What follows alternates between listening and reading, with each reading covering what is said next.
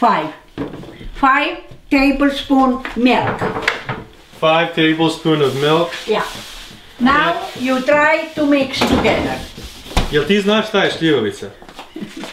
Ne znaš, šljivovica je kao jedno piće u Jugoslaviji koje... Ti si mala da znaš. Ti si mala da znaš. Kad odrasteš značeš, kad budeš išla u Jugoslaviju. Now mix together. I just asked her if she knew what that was. With what? With this? No, with the hand. With what? With the hand.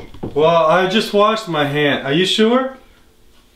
Yeah. Okay, hold on. I want to wash it again. It's same like making rezanca. You need to feel dough.